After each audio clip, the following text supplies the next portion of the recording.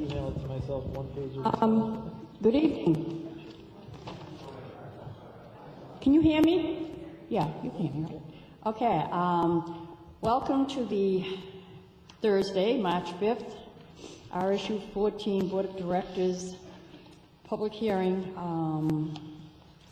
We are at Raymond Elementary School. It is 6:32. Mr. Superintendent, if I could have a roll call, please. Sure can. Kate Bricks, Eric Colby, Jennifer Fleck, Here. Diana Froislin, Here. Marge Gavoni, Here. Pete Hensler, Here. Jen Moore, Here. Don Dillon, Here. Jerry Keene Dwyer, and our student, Ayanna Maciel, I don't think is here tonight.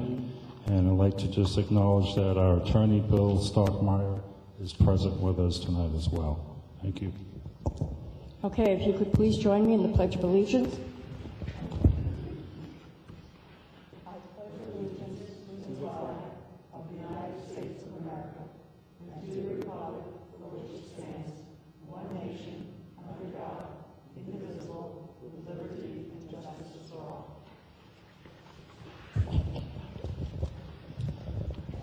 Okay, we'll start tonight's meeting off with a public hearing. This is the first public hearing on the revised proposed change to the cost-sharing formula, which we are calling Method B. Mr. Davis, our Assistant Superintendent, I think, is he going to start off? Yeah. If I could just say a couple things before we turn it over to Don. Don will go into detail. Just as a reminder to people, process-wise, I thought I'd give a little historical perspective about our cost-sharing formula. As you probably know, back well along around September 2007, we had a subcommittee established to look at the funding formula between the two towns, Windham and Raymond, as related to the revenues and expenses of the RSU. July 1st, 2009, we actually became an RSU, and the cost-sharing formula was established, and it was based on a 3-year average of additional local expenses. And Raymond's percentage was 45%, and Windham 55%. And that's what we've been using until, actually, 2004, we began to say, gee, it's probably time to look for a new formula, get a proposal out in front of the public. So on February 25th, we had a public hearing on Method A, which is one formula that we looked at. We had input from the board and the public, and tonight we're back to bring a Method B, which basically speaks to major and minor capital costs. So technically, tonight is considered our first public hearing due to the fact that we have a new proposal on the table. For the public to know, March 18th will be our second public hearing at Windham High School at 5:30 p.m. And we hope to take a public vote on March 25th at 6 o'clock. And I believe that's at Windham High School as well. And it's my understanding prior to that 6 o'clock meeting, if people have any questions, we'll be there at 5:30 to take any questions to make sure people are well informed before they vote on March 25th. Don, thank you. Great, thank you very much. Nice to see everybody here tonight. I think maybe we're just going to tell the story, if we might. I am going to go through some of the overheads that people may have seen. It's a bit redundant until we get to the debt service area. But I did want to say that in more recent times, there was a subcommittee that was assembled by the school board itself, made up of Kate Bricks, Jennifer Fleck from Windham, Jerry Keene Dwyer, and Diane Froislin from Raymond, that took a look at the formula that you're about to see. But as Sandy pointed out, initially the regional planning committee that was charged with the consideration of forming a new RSU came up with the methodology that we're currently under, and that is to say that there was a 3-year look back to the local additional only costs that were associated to the school systems when they were independent. That is to say, the Raymond School Department and the Windham School Department, and that was averaged, which is what brings you to the rough figure of 55% Windham and 45% Raymond. So since that time, obviously, the recommendation has come forth to changed the methodology a bit, and Jennifer Fleck had an awful lot to do with that. So I'm going to turn that component in terms of the methodology over to her, and then I'll go through the debt service for folks. All right, thanks, Don. So, yeah, well, like Don said, a small group of us got together and took a look at how best to relook at this cost-sharing formula, taking a look at how the state allocates money to each town, and basically we've got this ED 279 form that that the state uses to fund part of the budget for each of us. And so what I did was I took some time to go through exactly how the state does that calculation so I could recreate it for us as if we were two districts, because if we were, that would be how we would share in cost, because really there wouldn't be sharing. It would just be what each of us would pay for on our own. In doing that, I didn't add in any additional costs because if we did split, there would be additional costs, but just looked at, let's look at today's costs and just keep it split in some sort of fair way. So what we did, I know the numbers on this slide are pretty small, but basically we went back to the 2008-2009 school year, which was the last year that we were separate districts, and basically just assumed that from that point forward, the increases in the budget for each year would be the same. So both towns would have the same increases or decreases as we had as an RSU. Pushed that forward and got to how much money we would have spent in today's dollars, how that would have divided up between the two towns. And then, like I said, I took that, how much the state would fund each of those two towns, so I looked at how many teachers were in each town, all the different components that goes into that funding methodology to figure out, you can see here on the slide, that how much each town I expect would have paid under this big budget. And then how much the state would have funded for each town to come up with how much would be left for each town to raise on their own. And if I did that, we would have 64% of the money being raised by Wyndham and 36% being raised by Raymond, which seems like a fair split to the committee at that point, just based on that kind of first principles methodology. And then trying to figure out a way to put that into something we could explain and something that we could recalculate each year. So we started looking at ways that we could index that to things that really were happening in the town. And it just came out perfectly. So what we did was we looked at this ED 279 form, and what it gives you for each town is what they call the fiscal capacity of the town. So it's a way of measuring the budget, or the how would you describe the fiscal capacity? The wealth of the communities, for the tax base. Yeah. So just looking at those numbers, we've got 1.77 billion for Wyndham and 1 billion for Raymond, and if you split those into two, you got exactly that 64-36, which is the same number we got from our first principles build-up of what we thought the budget should be and how much the towns would each pay. So we said, hey, that seems like a really fair way to split it. We were, like I said, we were looking at it as a committee representing the RSU, not as like the Wyndham people and the Raymond people. We really just wanted to figure out what's the fair split here. And so we thought that this 64-36 split as an ultimate number, it is the right way to go. And we recommended that each year we would look at averaging the prior 3 years of fiscal capacity over the town, so there was no real big bumps or jumps in that number for either town. Well, we thought we would get to this 36-64 split up here over 3 years, so that we would smooth out any transitions that way too. So we put in this 3-year grading into the proposal, and so that's what these numbers here on the slide are, how much each year's budget would be. And then on the next slide is just the projected impact. So we took that change, and we said if you had an average $250,000 house, this is how much your taxes for the year would change in each of these years based on this change in the cost sharing formula. And that's assuming that budgets stay exactly level to 2015, just as a point of reference.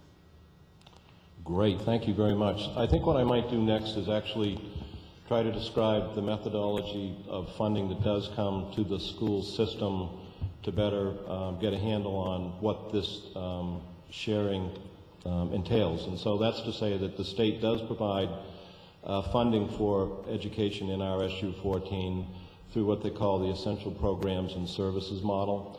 So the model that is under the control of the school board and the public ultimately is not that at all. That's a legislative function that we have no control over. So essentially what we're talking about is that part of the budget that is that money is raised to provide for enhancements or things that the essential services and programs allocation will not pay for. So it's a different sum of money. In other words, it's a roughly $41 million budget. The amount of money that we're referring to is in the $4 million realm, which includes the local additional and adult education at that current 55-45 split.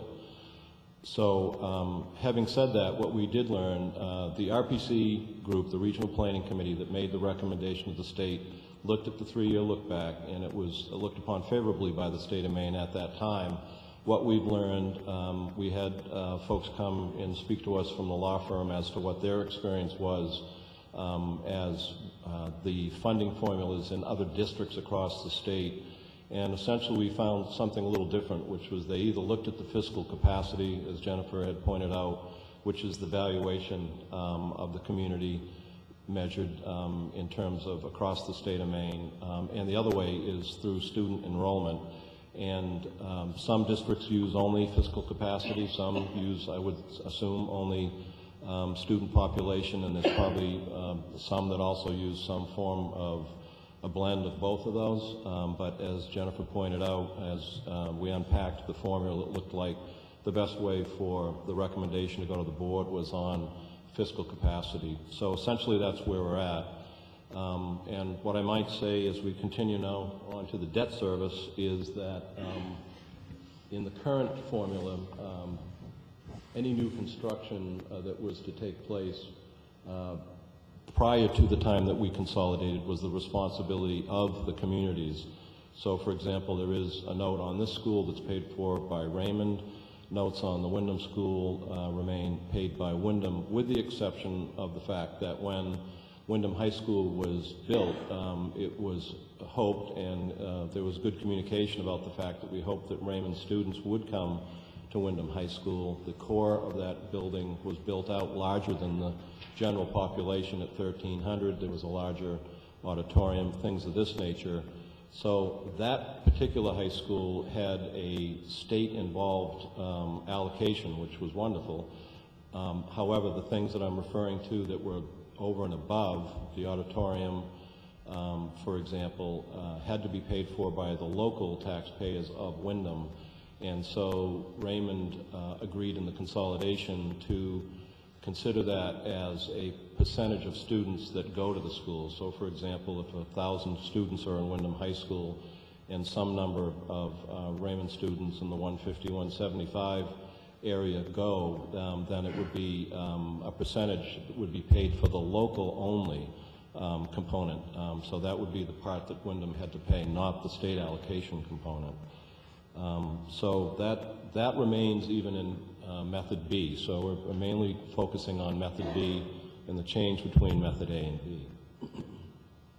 So the public came, the public made some comments, and initially the way that it was devised was that the community that had the debt would be responsible for it completely, whether that be major capital, which is under the realm of school construction, or the minor. As people thought more about that, it seemed like it would be make more sense to have the debt service that was of that major construction be paid for by the community that went ahead with that process, but that the minor things wouldn't be. So the example that came up was that, for example, if a boiler was needing repair in Wyndham, then the Wyndham community in the former method would need to be paying for that. If the roof needed replacement at Jordan Small Middle School, then the Raymond taxpayers would be responsible for that. So there was some changes to that thought, which was that those things should be devised more to the RSU as opposed to each community. And that is kind of an example of that, where I've made the, you know, the analogy, I guess, to the boiler repairs you can see there. So as our attorney, I think, kind of simplified things for me personally, speaking about the major thing, if you're going to have construction that changes the footprint of the building, then that footprint that's been changed would be the responsibility of the community that changes the footprint. But yet still, in the other realm, to the extent it's a renovation so that you don't change the footprint, then that component would be shared equally amongst the community. So that's, I think, the major change from method A to now method B. And I think that might be... So, but the notion still is that the agreement relative to the local-only debt for Wyndham High School would continue on. And one thing that I didn't mention was, to the extent that, let us say that there is a major construction, again, the footprint's been added on at any site, but well, let's stay with one site, in Wyndham, and then a certain amount of Raymond students attend that building, then that same percentage capitation would be applied to that as to this older methodology for Wyndham High School. So when we were talking about that, I just wanted the public to understand that the current local-only debt for Wyndham High School being in the realm of $515,000, of which Wyndham is responsible for the $426,000 and Raymond $88,000. The state-approved debt is $1.8 million, roughly, on that project. So I think that is it, and we probably are able to take questions if people would have that. Madam Chair. Okay, if there's anyone from the public who would like to come up and speak, please come to the microphone and state your name.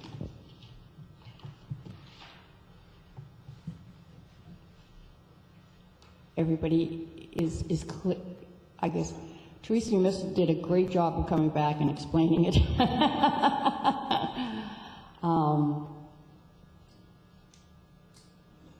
Nothing? See if you wait long enough, somebody will come up. The footprint issue. I understand that if you have a footprint of Wyndham High School, for example, if you add on to that, that's an additional footprint. I lost you on new construction, off-site new construction. Off-site new construction would be the well, that would be in the major capital improvement realm, so that would be the responsibility of the community that builds that out. One of the hot-button issues we all know is the possibility of a middle school being local. If one student from Raymond attends that school, is a percentage split back to Raymond? It would be one student over 635 would be the percentage. It would be a small, very small amount. Yeah.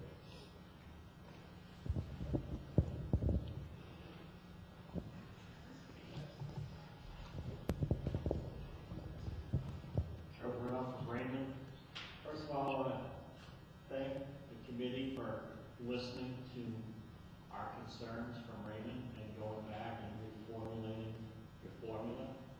I think it's a step in the right direction.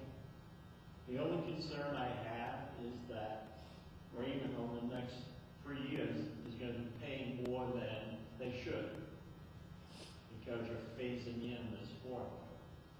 If the calculation is 6436, it should be 6436, not incrementally getting there, because Raymond taxpayers are going to pay more for the next 2 years until you get to the 36% level. But other than that, I think it's a fair formula when you finally get there. But I understand politics behind it and why you're phasing in it. But other than that, congratulations on coming back with something workable. Thank you.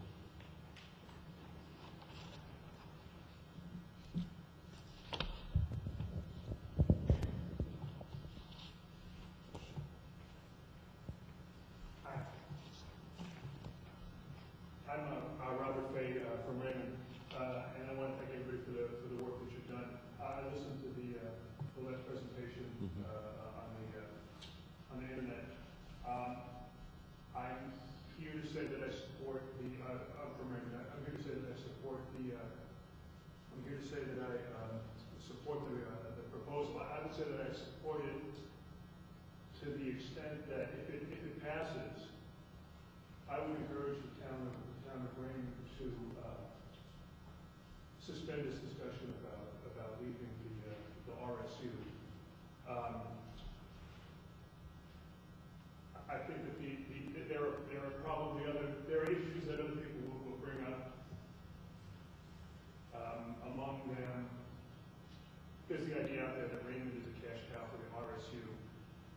I don't know that that's true or not. I do know, or I do think that in order to be able to make a determination about that, a lot of hard, subjective work that would have to be done. We have to look at the line items in the budget, see how that might translate back into going on our own. When my kids went to school, I kind of stood against the idea that people would take a sharp pencil to the budget, and my kids aren't in school anymore, but I don't see doing that now either. And I don't think that it would result in a big savings. What else did I want to say? Just give me a second.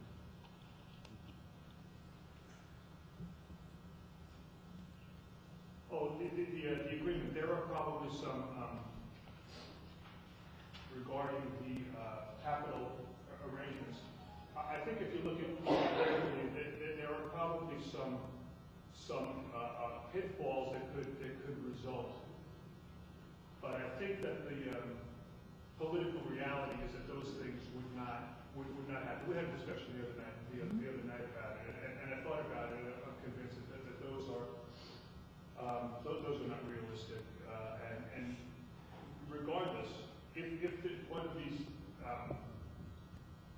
doomsday scenarios came out, I think you know what I'm talking about. You can walk through it, and technically, the citizens of Wyndham could vote to build a middle school in Raymond, and Raymond would pay for it. It would never happen. Raymond would still have the escape hatch out the disassociation door, if you will. Mm-hmm. So that's what I want to say. That's going to work, and I hope it passes. I understand the political concerns of the people in Wyndham. I hope you can sell it down there, and I hope that the people of Raymond will follow along. Thank you. Thank you. Thank you for your input.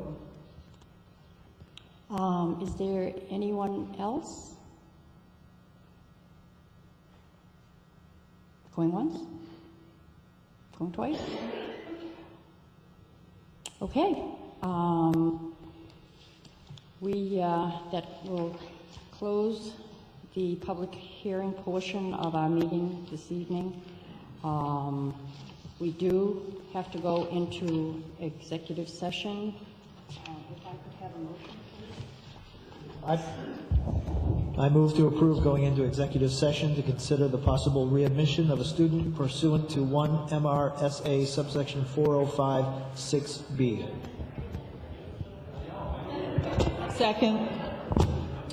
I have a first and a second. All those in favor? It is unanimous. Thank you. We will be returning after the executive session. Now we're going to the...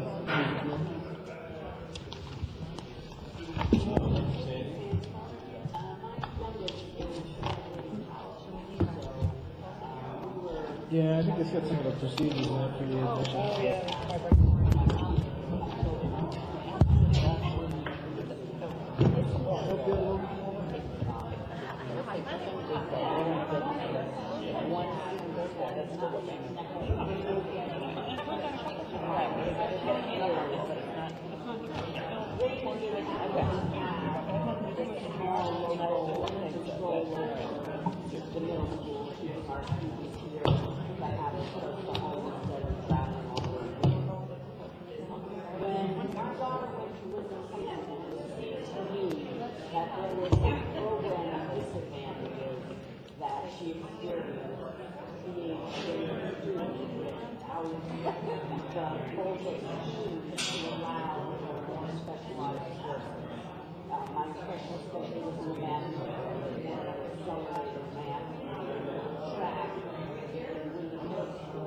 then there was a local contribution. I'm not sure if that's still true, if the curriculum has now been equalized, or is there still a more within the school?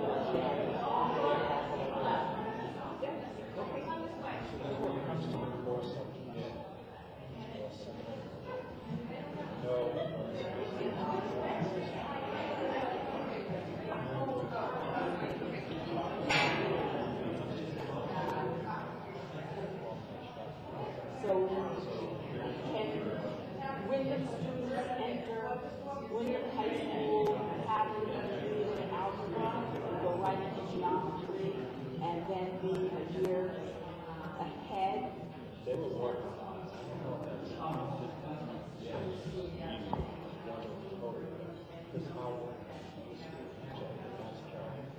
Hey, Charlie? Good question.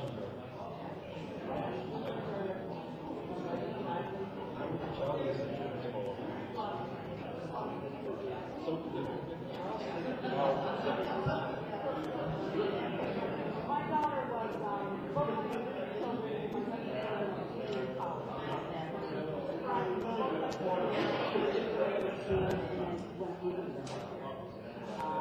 one of the things I projected was that I thought was disadvantage in that going because with the national penalty, you see that was more of a fast track in that some of the people were able to. Yeah, I'm not sure if that was really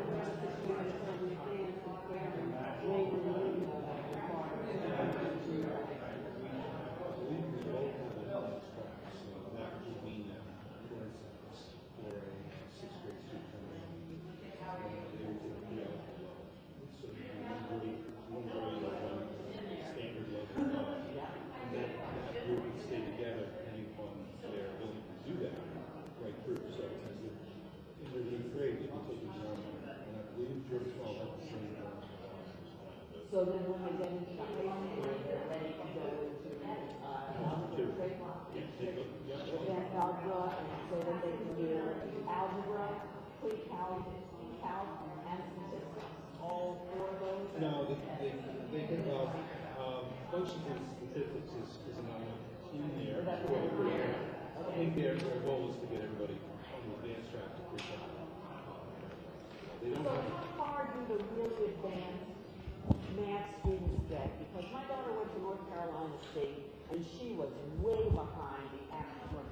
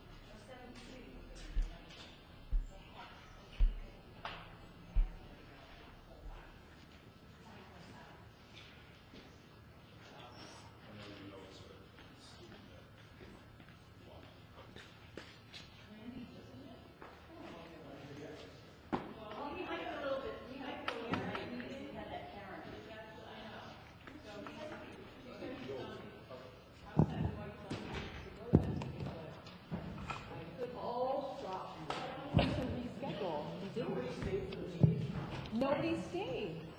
Where's our fan club? Our fan club, as our board meeting continues. What's your meeting? Oh, 8th grade. Oh, You'll find out. eighth grade already? Oh, my goodness. She's had the food entry. She's been out every day. She's been so I need to be a happy I recall You don't know? I don't know if she's going to school yet. Oh, that's right. How's she doing that? No. I just don't know. She's having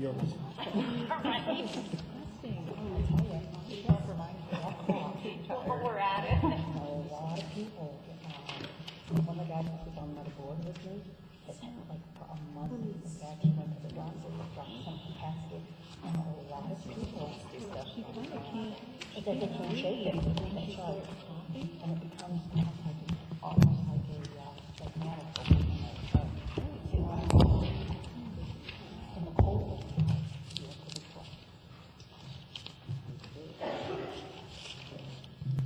are we ready?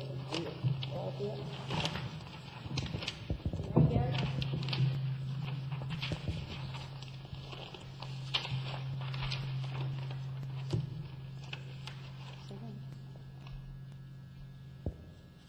Okay, we are back from our executive session. I will take a motion, please.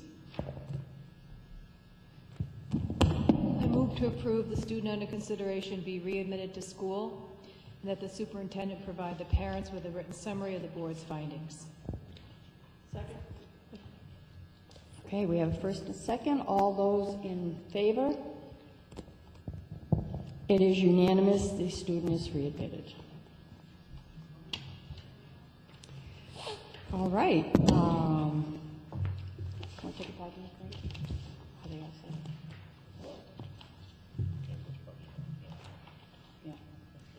Okay. Next on the agenda is a presentation on the RTI intervention program at the middle school with Randy and Charlie. Randy's not here yet, so Charlie, if you would like to begin.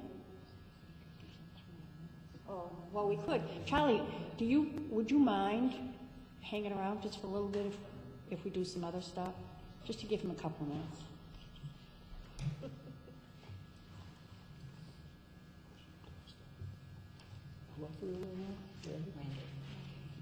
Okay. If I could just interject with the next agenda item. Our school attorney mentioned earlier tonight that the word vote should not be there. So it should read, motion to approve final public hearing on proposed change in cost sharing formula. So the word vote should be deleted. Okay. In the wording itself, it is not there, so that's good. So we will now have a motion to approve the final public hearing on the proposed change in cost sharing formula. If I could have that motion, please. I move to approve a final public hearing on a proposed change in the cost-sharing formula for Regional School Unit Number 14 as recommended by the Board of Directors for 5:30 p.m. on Wednesday, March 18th, 2015 at Wyndham High School Auditorium. Second? Are there any questions, comments from the board? Seeing none, all in favor? It is unanimous. Next item would be a motion to approve the district meeting on the proposed change in the cost-sharing formula. I move to approve a regional school unit meeting to vote on a proposed change in the cost-sharing formula for Regional School Unit Number 14 as recommended by the Board of Directors for 5:30 p.m. on Wednesday, March 25th, 2015 at Wyndham High School Auditorium.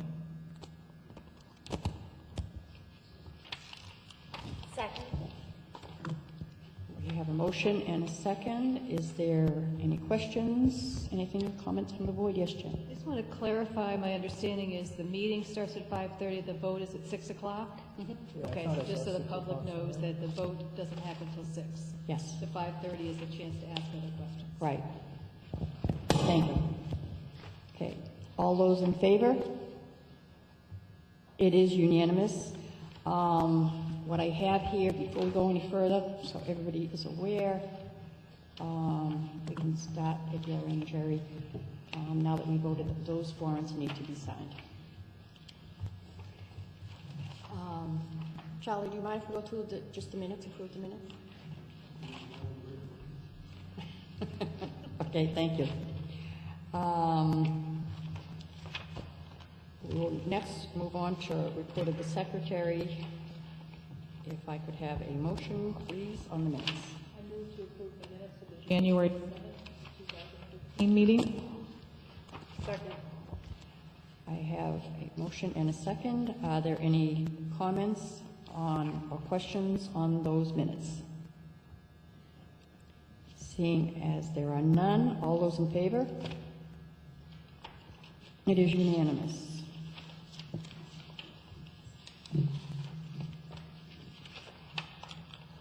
The next one. I move to approve the minutes of the January 21st, 2015 meeting. We have a motion and a second. Are there any questions or comments? Seeing none, all those in favor? It is unanimous. I move to approve the minutes of the February 11, 2015 meeting. We have a motion and a second. Are there any comments or questions? Seeing none, all those in favor? Two abstaining, one abstention. Pete is abstaining. Okay, and the last one? I move to approve the minutes of the February 25th, 2015 meeting. We have a motion and a second. Are there any comments, questions? Seeing none, all in favor? It is unanimous. Okay. Well, and I just want to share one little piece of information with everybody, because sometimes I'm very tempted and I almost do it, but the chair is not allowed to make motions. I don't want people to think I just sit here and prod other people, but the chair is not allowed to make motions. Not everybody knows that. Well, Charlie, you can start. Thank you.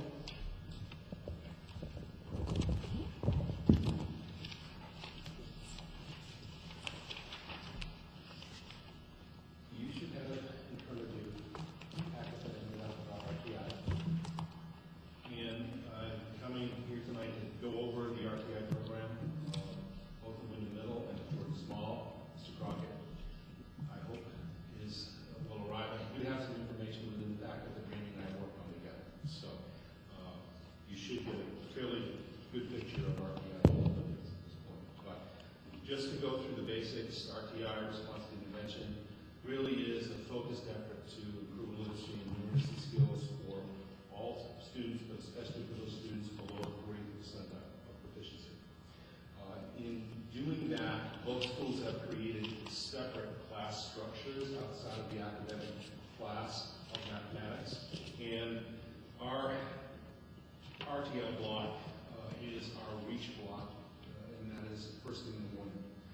That block has been in the afternoon before, but we have looked at the advantages and disadvantages of that time frame and moved it to the morning. It is a 40-minute block every morning of the day. And during that time, students work with teachers in small group or individually in regard to numeracy and literacy within the classroom. When you look at a classroom of 25 students and the wide diversity within that classroom, the most effective model to reach those students and to enrich their content of literacy or numeracy is to diminish it to a small group. And to do that, we have enlisted the cooperation of our applied arts teachers who work as team partners with academic teachers. So they share responsibilities of enrichment with kids. So for our RTI block, there is a group of targeted students with academic teachers during that block, and another group of kids with applied arts teachers looking at enrichment within that content. So I think you're familiar with our effort to promote fire alarms, smoke alarms, and carbon monoxide alarms at Wyndham Middle School. That's an outgrowth of a health activity that's part of our REACH program. So we looked at REACH and needed to make sure that it was enriching for all levels. So for those kids within that time frame, they will alternate through academic supports and applied arts supports. And we found that to be really rewarding environment for kids to do and productive in what we do. Know also that during that REACH block, music occurs at Wyndham Middle. So those kids that are in music don't have the advantage of RTI as much as other kids because they're in that music program, of course, and in orchestra. We also have, as part of our RTI, a toothless interventionist, and that interventionist works with kids in small groups during that REACH block and during applied arts, both in literacy and numeracy. Coincidentally, when we look at Jordan Small has a similar format in that it's a dedicated block, but it's a literacy and numeracy labs that are part of their academic enrichment. So again, it's a marriage of applied art or academic enrichment time with RTI. And both schools have looked at those particular pieces. Wyndham Middle School is outside the applied arts block of applied arts teacher support, but Jordan Small is within the academic enrichment time. And that means during that time, if a student is in RTI, then they're missing some of their academic enrichment. Right, so we don't have the same REACH block. This is their actual applied arts block. So the student identifies needing assistance in math, for instance, they might not be in art for that whole trimester, or they might not be taking foreign language, or they're missing out on music. So we call it a lab model, lit lab and math lab, but it's not very flexible. It's a trimester at a time, and it's a 2-day a week, 40 minutes at a time commitment. And I mean, the parents are part of that decision, but generally speaking, we're just say to them, your child really needs some extra support in math or in reading. And occasionally there are kids that need it in both, and then they're really losing out on some of those other courses. So we try to keep them all in health, we try to have them all in phys ed and applied tech, but then it's music, art, and foreign language that usually end up being the things they have to give up in some form. On the second page of that packet, you'll see a new SOP for the middle school. We continually look at that REACH block and want to tighten it up and make it more effective. It's not something you have to let lie. You want to make sure you're reaching all of the kids. We're at somewhat of a disadvantage in that when we look at those kids coming, some of those kids coming out of elementary have had Title I services. When they get to middle school, they don't have Title I services. And so we always want to look at how we can improve reaching those kids, knowing that we're at a disadvantage because we're diminishing the staff able to do that. So this is a new SOP. One of the main focuses in this SOP and it's a standard operating procedure for Wyndham Middle is the mandate on reading. When you look at some sort of data on the next page, there was a little bit of a downturn in reading within that targeted cohort. That's something that obviously you don't want. We want to make sure that we're moving forward with the mandated reading period and students done with all their work within their RTI and need to read. So that's something I move forward with along with the RTI committee. This gives you an idea of expectations within that REACH block so that kids are always busy. They're not necessarily playing Raymond games on their iPad. They're monitored and they're focus exactly where they need to be in diversity and diversity. Within both schools, on the next 2 pages, and this is the middle school data, our progress monitoring device is the Ames Web. We no longer have NWA, and Ames Web becomes our primary source. As you can see here, the downturn in the non-special education cohort below the 40th on reading, and that is my concern and mandate that list of the for your reading. The next page gives us an idea of mathematics. We're showing gains in mathematics of what we're doing within our RTI, and we're above our target growth.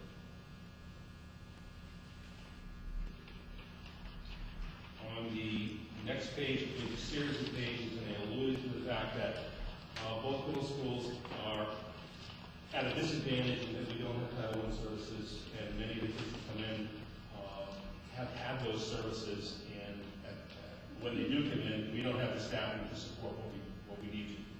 And this we feel, both Randy and I feel, have over the recent term from 2008 to 2009 to the present, revealed really stagnation in our ability to move achievement above where we want to be.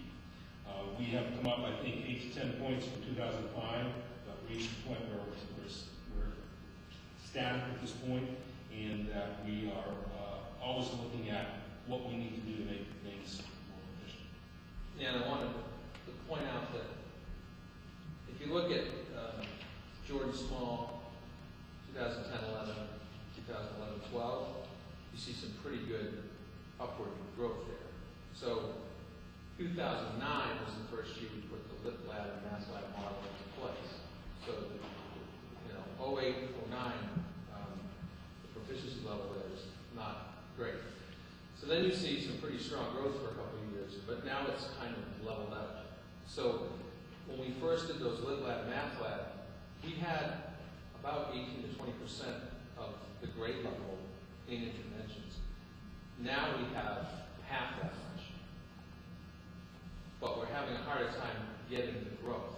So that we addressed, I think, the kids who had a need that wasn't too deep, that there was some confusion on some concepts, there were some skills that they missed previously in their schooling that they weren't really solid on, and we rallied around that, and those kids were able to move up into the proficiency range. But the kids that remain are the ones that need a different and more direct type of instruction, smaller, more intensive, and like I said, our model right now doesn't allow for a lot of flexibility. It's pretty much a one-size-fits-all. You're getting 80 minutes a week extra in this subject area because you're in the identified group, or you're getting basically very little. You're getting whatever we can do in the classroom, and our class sizes are pretty similar, and that differentiation need, it gets more and more, the gap gets bigger and bigger as the students progress up into 6th, 7th, and 8th grade. The other piece of this that is not part of the graphs is, for Jordan Small anyway, is how to meet the needs of advanced learners. We have one GT teacher who covers both buildings. And especially in this building now, we're seeing more acceleration of kids who are ready to go into the next grade level at times in the content they're working on. And so there's a bigger need for accelerated or advanced learning models or staffing, but we've only got one body, and the schedules don't jive all the time. So there's that side of this also, that having more staff and being able to be more flexible with our model also allows for service to students who are ready to accelerate. That's really not part of the graphs, but we'll make sure we lose that in the whole process. Continuing through on the next page, it's not numbered, but it talks about NWEA. Really, that NWEA mirrors the recap data in terms of the static and minimal negative growth within that period. Randy has included some growth trends, I think, to really reinforce just what he's been saying. Right, you've got, these are not just students who were proficient based on the state test, but they also showed the expected growth on the NWA.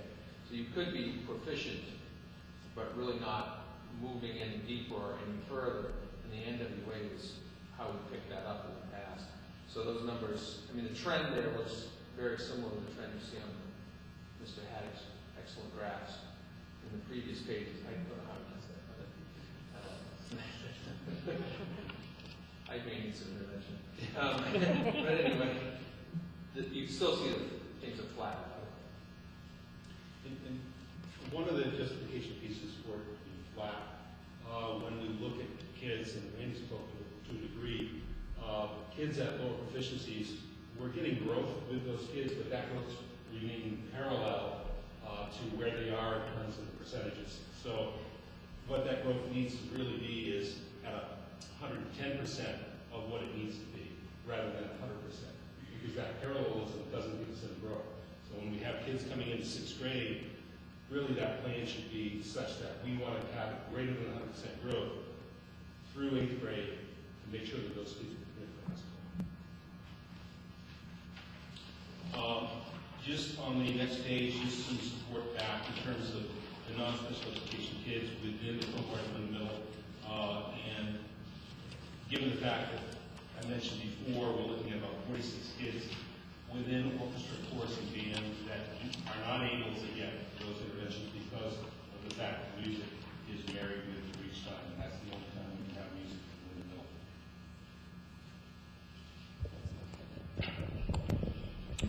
Randy, quick question. Because you have 5th grade over in the middle school, do you have 5th graders not get the No, RTI? they're part of the same model. Sure.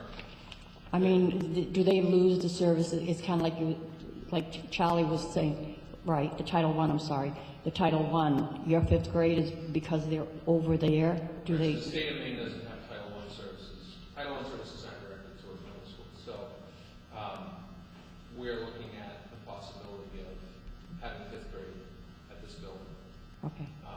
And that would allow them access to the elementary RTI model, which has shown some pretty good success and maybe more age appropriate. The other thing about we're looking at Jordan Small to move to more of a intervention block, similar to the middle, but we don't have the added burden of scheduling music during that block. We've always had that intermixed with all our applied arts classes. So if we have an intervention block next year, it will be clear of any other encumbrances. And the other thing about intervention is it never was intended to be just for math and reading. The concept is something we ought to be able to play out through all the subject areas. So if the student is having a hard time with some science concepts, why can't we give them interventions a couple days a week for a period of time with that particular content also? And that's something that I don't think either of our buildings have the flexibility to do during an intervention block. Maybe you have a little bit because some of those intervention environments are really individualized teacher focused on. So I'm fairly confident to say that there are some of those students that are working on science content. Does anybody else, does someone have a question for Charlie or Randy? And I assume this is also after our meeting, the last meeting we had with the A team. This is also in support of your request for interventionists. Correct. So currently it's really small. Given ed tech part-time who helps with interventions to cover some of the lab time, and that position also helps with making sure that progress monitoring gets done, information gets into Ames Web, and all those pieces. So I'm phasing that out and combining it with another position. That person, the new position, would just help us with the data management, the progress monitoring tests and all that, but they would be doing it in direct intervention instruction. So it's a big build-up, scaling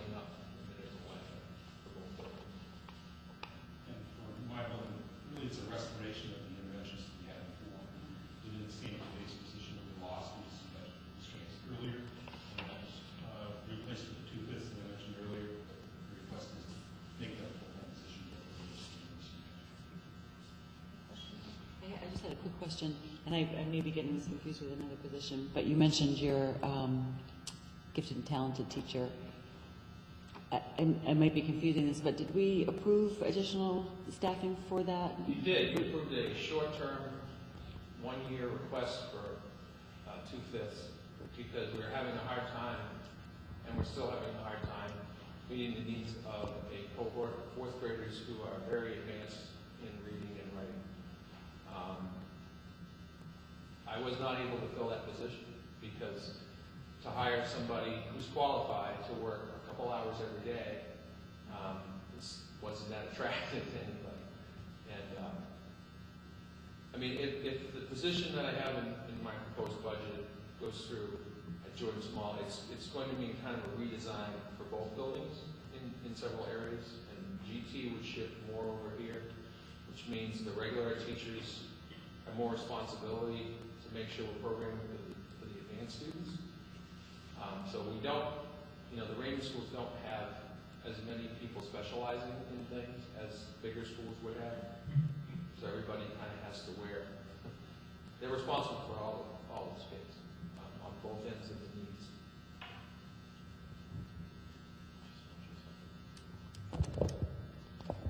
Mr. Crockett talked about moving one of the grade levels, and I think during the budget presentation you're going to go in depth about that. So I just want the board to know about that you'll hear much more information about the 5th grade.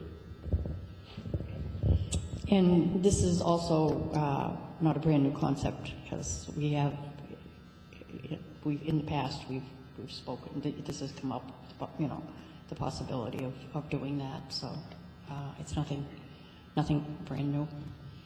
The reason for it is the early growth interventions and looking at how we schedule for the needs of the advanced learners, so that it's not just moving the grade level. Right. It's changing the schedule at Jordan Small to some degree, creating this intervention block, giving teachers more time to meet and collaborate and brainstorm and design instruction to help kids who are struggling. And that time has been eroded. While the lab model gave the kids more support, it reduced the chance for the teachers to collaborate. So they only have really 2 periods a week where they can meet and collaborate as a team. So that's another big piece of that. But I would break it all down on the 28th. Great, thank you. Does anybody? Can you just specify in Wyndham Middle School, do you see a need that some of the children that are in orchestra, band, chorus, them needing to be in? Yeah. With the present structure, that RTI block is really one that we have music within, and we would have to have a separate dedicated block so everyone would be able to serve. Certainly there are kids within that music block that really truly need the interventions throughout the week. They get some because band, chorus, and orchestra are scheduled throughout the week. But if you've got a student that's in chorus and orchestra or band and chorus, then that student's going to miss a considerable amount of RTI instruction. So we really see the need for creating a separate block for RTI. Right. And on the other end, is it during a time, are you having issues with any certain time period with orchestra? It's more about access to the full curriculum. Okay. So that because a student needs interventions, we're basically saying to them, well, pick 4 out of these 5 classes, but you can't have them all. Right. So, they're not getting the full experience. There's a certain amount of, we'll call it inequity. It's just 2 different ways that we do applied arts. And, it basically comes down to how much staff you have. Right? I mean, that's the bottom line. And how you divide up that staff. Thank you.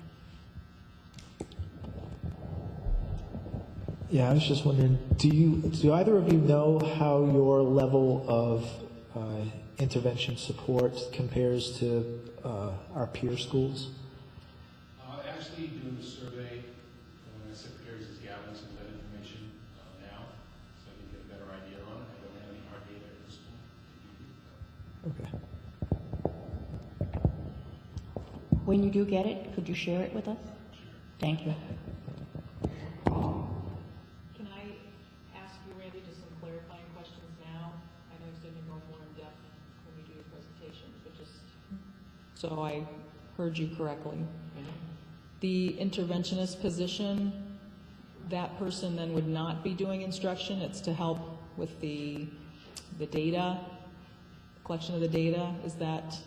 The intervention position at Georgia Small would be to be able to divide students up in different groupings, so that for their regular instruction, so that you've got right now, for instance, 2 groups of 6th graders for every subject area. So that's 24 kids, 25 kids in one room for that time period. And in each of those 2 groups, say of math, you've got some students who really are not at 6th grade math level. They've got gaps in their previous skill set. So they're in a class of 25 with the teacher. There's no additional support in some of those classes. So with the interventionists, we can group and regroup differently, so that some students might be in a class of 12 or 15 because they need to work on some prior skills, and particularly targeting 6th grade, because as they come out of the elementary level, you know, really making sure we're not losing ground. So it will affect class groupings and sizes throughout the building to have this position. It's not just about the intervention block. It's just having somebody who can really focus in on where those students are at, what their needs are, which then allows us to group and regroup differently. I mean, we want to be able to shift students. If a student's ready for 7th grade level language arts, they're at a reading level and a writing level that is 7th grade, and they're 6th grade, I want to have the flexibility to put them in 7th grade or 8th grade, so that, you know, the accelerated students can move up through the grade span. But we need the exit point. So the 8th graders, some of them are really ready for some high school concepts. That's when the GT teacher gets a language arts class. That's when we offer the geometry class. So it's to make that all happen. When the Georgia Small kids have to be sort of on the same schedule. The schedule has to flow with the same blocks of time, so that he can go to, you know, 7th grade math and I stay in 6th grade math.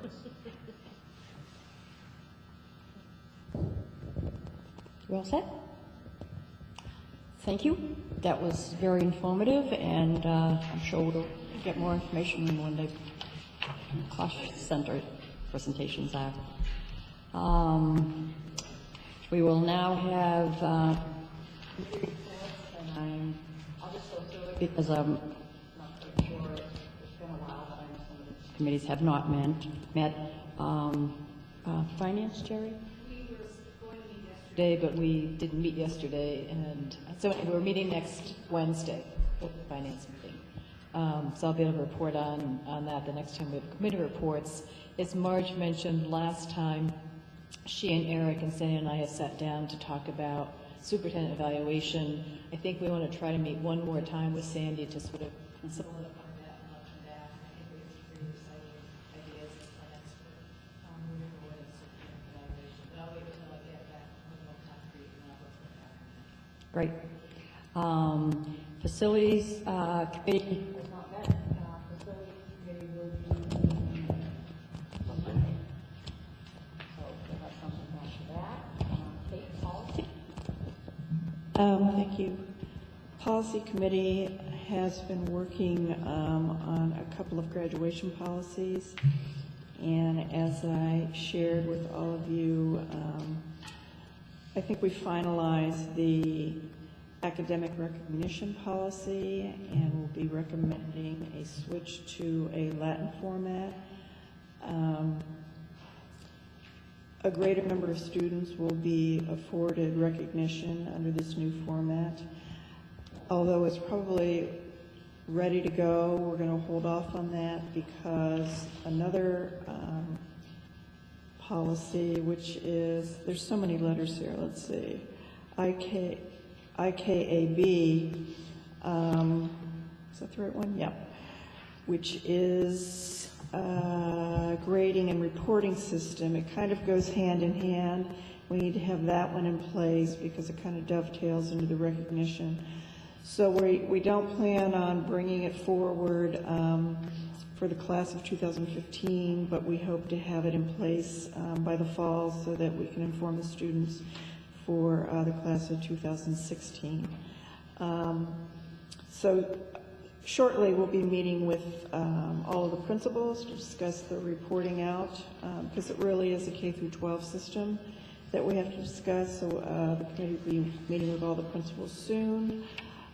The other policy that we just have a little bit more tweaking to do is the distribution of promotional materials, which I know I've talked to you probably ad nauseum about.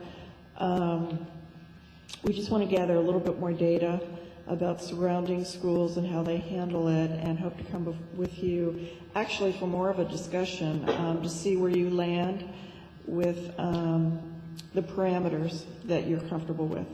So that'll be coming hopefully in the next couple of months, and there's a couple of things on the back burner, but those are the big things right now. Great, thank you. Are there any other committee reports? Okay. Mr. Superintendent. Thank you, Marge. A couple bills that we're watching that could have implication for the FY16 budget. As you know, the charter bill last year allowed school systems to be charged a portion for tuition. It was hard to speculate how many students would be going to charter schools. So there's a bill in Augusta right now that would allow the state to fund the charter schools directly, eliminating the need for schools to write tuition checks for charter students. If that goes through, that's going to help us with our budget, and it's a very important bill. I'm hearing good things that it might pass, so I'll keep you posted on that. Last year, another bill that got passed that kind of hurt FY15 with cuts, shifted a portion of the teacher retirement to the local schools. There's right now a new bill to shift the full cost of paying for teachers' retirement back to the state, and we're going to watch that because, again, that would have implications for our FY16 budget that will come out next week. If you look at just those two items, the charter school and the teacher retirement costs, had an impact with us last year with our FY15 budget. Our increase last year total for the budget was 3.5%. And just those two items, the charter school and teacher retirement, that was 1.6% of the 3.5% that impacted our budget, which is well over $600,000. So I mention that because I just think it's really timely for people to monitor those bills and to advocate to put some of that money back into the schools.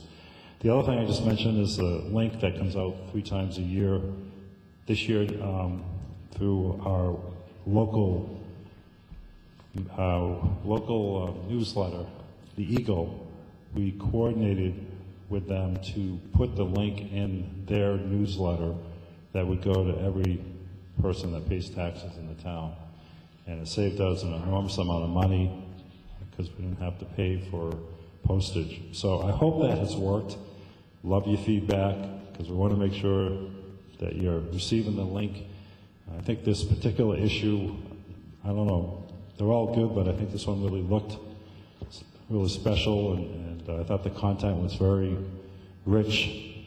One article in there is about school attendance. You'll hear a lot more about that, but while we do a very good job with school attendance, and we really appreciate having parents make sure that kiddos go to schools every day, there are chronic absentees across the country, and we're trying to deal with that within the RSU. So I just think it's a really worthy article. I think the link is one way that we can communicate to the public, and I'm hoping that the new mechanism to put that in the Eagle News is working well.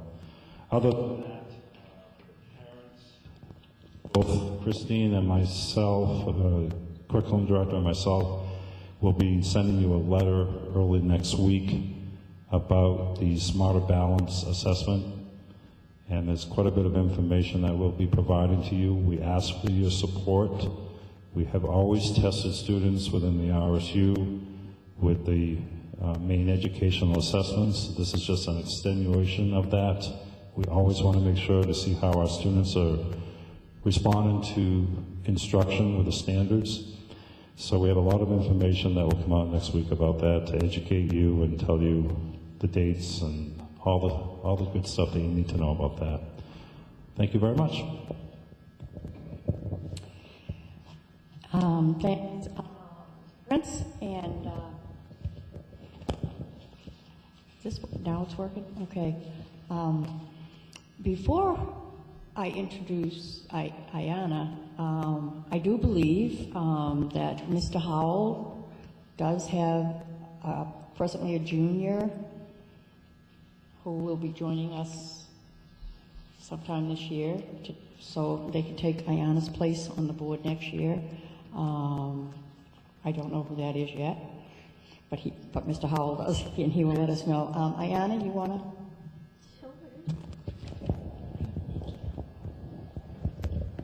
All right. So a couple big things. On March 26th, the Project Grad Committee is putting on Dancing with the Staff again. This year it has a fun flair. There's some added student couples to ramp up the competition. And the Wyndham's One Act team is going to competition this weekend, so wish them luck. And there's also a Project Grad paint night at the Veterans Center, I think over April break, where, I don't know if you've heard of Muse Paint Bar, but we're basically bringing Muse Paint Bar to Wyndham. So it's $45 to sign up, and yeah, that's really all I have right now. Thank you. Okay, roundtable. Jerry, want to start? All set? Kate, all set? I don't think she has more.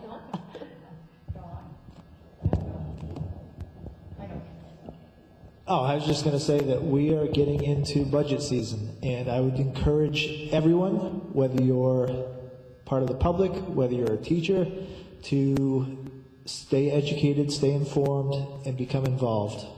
We like to have public participation at our meetings. Thanks. Thank you. Jen? Jennifer? Diane? Okay, I guess we just all want. A motion to adjourn? Second. Okay, it's moved in second. All those in favor? It is unanimous. We are now adjourned. Thank you very much.